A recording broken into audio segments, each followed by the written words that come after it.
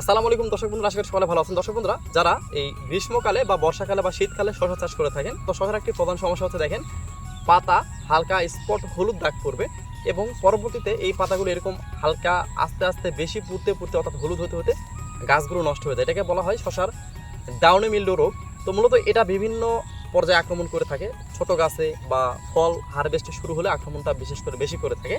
তো দর্শক বন্ধুরা, মূলত আমাদের এই যে ডাউনি মিল্ডো রোগ, এটা কিন্তু আমরা সহজে দমন করতে পারবো, বা শসা গাছের পাতা স্পট দাগ বা পাতা পোড়া এই রোগগুলোকে দমন করার জন্য আমরা আজকে এই ছোট্ট ভিডিওর মাধ্যমে কোন কোন ফাঙ্গিসাইড স্প্রে করতে পারবো বা আমরা কোনগুলো স্প্রে করে ভালো ফলাফল পাই আজকে আপনাদের সামনে শেয়ার করবো। অবশ্যই দর্শক বন্ধুরা, এটা বাংলাদেশ এবং ইন্ডিয়াতে এই ফাঙ্গিসাইডগুলো পেয়ে যাবেন, অনেকগুলো ফাঙ্গিসাইড আছে।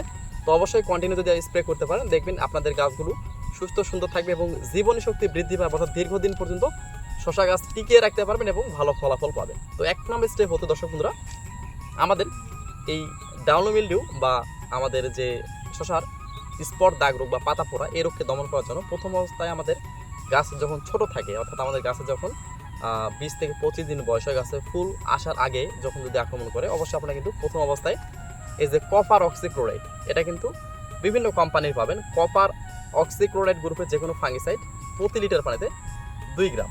এটা মূলত বিভিন্ন কোম্পানির পাবেন। কপার অক্সিক্লোরাইড এটা হচ্ছে স্কোয়ার কোম্পানির কপার, তো অন্যান্য কোম্পানি পেয়ে যাবেন, বিভিন্ন কোম্পানি তৈরি করে থাকে। তো কপার প্রতি লিটার পানি 2 গ্রাম করে স্প্রে করবেন। এটার সঙ্গে কোনো কিছু মেশাবেন না, জাস্ট এটা স্প্রে করবেন। তাহলে কি হবে, আমাদের শসা গাছের জীবনী শক্তি বৃদ্ধি পাবে, সহজে পাতা পোড়া বা ডাউনি মিল্ডু রোগের আক্রমণ হবে না, গাছটা সুস্থ সুন্দর থাকবে এবং গাছের বৃদ্ধি ত্বরান্বিত হবে। সেক্ষেত্রে অবশ্যই কিন্তু কপারটা ব্যবহার করতে পারেন, এটা বিভিন্ন কোম্পানির পাবেন।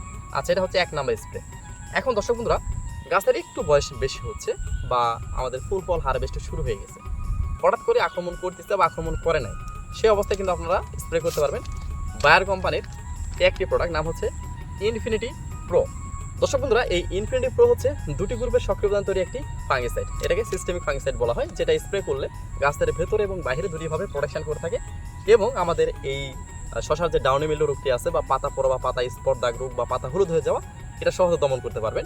তো চাইলে কিন্তু ইনফিনিটি প্রো এটাও প্রতি লিটার পানিতে 2 থেকে 2.5 গ্রাম হারে মিশিয়ে গাছের বয়স 25 থেকে 30 দিন হলে বা গাছে ফুল ফল আসতে শুরু করলে অবশ্যই কিন্তু স্প্রে করতে পারবে। এটাও মূলত আমাদের সপ্তাহে 1 দিন স্প্রে করতে পারবে। এটা আমাদের খুব ভালো কাজ করে এবং গাছের জীবনী শক্তি বৃদ্ধি করবে এবং গাছটাকে সতেজ সুন্দর রাখবে। এটা রোগ আক্রমণ করলেও ব্যবহার করতে পারবেন, রোগ আক্রমণ করলে না, যদি আক্রমণ করে তাও ব্যবহার করতে পারবেন, না আক্রমণ করলেও কিন্তু ব্যবহার করতে পারবেন। এই ইনফিনিটি প্রো এটাও ব্যবহার করতে পারবেন। আচ্ছা দেখেন দর্শক বন্ধুরা, আমাদের কিন্তু একটা ফাঙ্গিসাইড দিয়ে কিন্তু কখনোই আমরা একটা ফসল ভালো রাখতে পারি। আমরা কিন্তু বিভিন্ন সময় বিভিন্ন ফাঙ্গিসাইড দিয়ে থাকি। তো আমাদের তখন দেখবেন গাছে ফুল ফল হারভেস্ট হচ্ছে, আমাদের কিন্তু 7 দিন পর আবার বা 5 দিন পর আবার আপডেট করতে হবে। সেক্ষেত্রে তখন আপনারা স্প্রে করবেন হচ্ছে এটা রিডোমিল গোল্ড। এটা হচ্ছে সিনজেন্টা কোম্পানি একটি প্রোডাক্ট, এটা বাংলাদেশেও পাবেন, ইন্ডিয়াতেও পেয়ে যাবেন। এই রিডোমিল গোল্ড হচ্ছে এমন একটি ফাঙ্গিসাইড যেটা গাছে স্প্রে করলে গাছের জীবনী শক্তি বৃদ্ধি পায় এবং গাছের পাতা পোড়া বা কাণ্ড ফাটা বা ফল পচা এগুলো কিন্তু দমন হয়ে যায়। এটা মূলত আমাদের গাছের বয়স যখন একটু বেশি হবে, অর্থাৎ 30-35 দিন বা 40 দিন হয়ে যাবে, অর্থাৎ গাছে ফুল ফল আসতেছে বা হারভেস্ট করতেছি, তখন রিডোমিল গোল্ড প্রতি লিটার পানিতে 2 গ্রাম করে মিশিয়ে স্প্রে করতে পারবেন। এটা রোগ আক্রমণ করলেও স্প্রে করতে পারবেন বা আক্রমণ না করলেও স্প্রে করতে পারবেন। মাত্রাটা কিন্তু প্রতি লিটারে 2 গ্রাম, এটা বেশি দেওয়া যাবে না। এটা দিলে অত্যন্ত ভালো একটা রেজাল্ট পাবেন। এটা বিভিন্ন কোম্পানি পেয়ে যাবেন, ম্যানকোজা প্লাস মেটাল এক্সেল গ্রুপের, আপনারা চাইলে কিন্তু দিতে পারেন। আচ্ছা, পরবর্তী দর্শক বন্ধুরা, আমাদের একটু আপডেট করতে হবে, অর্থাৎ আমাদের কিন্তু একটু আপডেট করতে হবে। দেখেন দর্শক বন্ধুরা, সবচেয়ে ভালো মানের একটি ফাঙ্গিসাইড হচ্ছে জ্যাম্প্রো। এইটা কিন্তু বাংলাদেশেও পাবেন, ইন্ডিয়াতেও পাবেন। এটাও কিন্তু সবচেয়ে জনপ্রিয় শসার ডাউনি মিল্ডু রোগ বা পাতা স্পট দাগ রোগ বা পাতা পোড়া রোগ বা কাণ্ড ফাটা বা ফল পচা এগুলোর জন্য কিন্তু বিশেষ করে এটা সুন্দর কাজ করে থাকে। জ্যাম্প্রো আমরা ব্যবহার করে থাকি। এটা প্রতি লিটারে 1.5 থেকে 2 মিলি, এটা বেশি দেওয়া যাবে না, জাস্ট প্রতি লিটারে 1.5 থেকে 2 মিলি করে এই জ্যাম্প্রো ফাঙ্গিসাইডটা কিন্তু স্প্রে করতে পারেন। এটাও 7 দিনে 1 দিন স্প্রে করবেন বা 5 দিন পর স্প্রে করবেন আক্রমণের মাত্রা বেশি হলে বা গাছের কন্ডিশনে একটু খারাপ দেখতেছেন, বৃষ্টি হয়েছে, বৃষ্টির পরবর্তী সময় কিন্তু এটা স্প্রে করতে পারেন। আচ্ছা, পরবর্তী দর্শক বন্ধুরা, আমাদের আরও কিছু ফাঙ্গিসাইড আছে, তার মধ্যে হচ্ছে দেখেন এই মেটাটাপ। এটা কিন্তু অটো কোম্পানি একটি প্রোডাক্ট। মেটাটাপ এটা হচ্ছে শুধুমাত্র মেটাল এক্সেল গ্রুপের। এখন কথা হচ্ছে আমাদের এই গাছগুলোকে লাস্ট পর্যায়ে টিকিয়ে রাখার জন্য বা গাছগুলোকে ভালো রাখার জন্য আমি যে ফাঙ্গিসাইডগুলোর কথা বলতেছি সবগুলোই কিন্তু কার্যকরী ফাঙ্গিসাইড। আপনাদের যার যেটা ভালো মনে হয়, যেমন এটা মেটাটাপ, এটাও প্রতি লিটারে 1.5 থেকে 2 গ্রাম হারে মিশিয়ে যদি স্প্রে করেন সন্ধ্যার আগে, তাহলে দেখবেন একটা ভালো রেজাল্ট পাবেন। তো চাইলে কিন্তু অবশ্যই দর্শক বন্ধুরা এই মেটাটাপ এই ফাঙ্গিসাইডটা ব্যবহার করতে পারেন, এটা মেটাল এক্সেল গ্রুপের।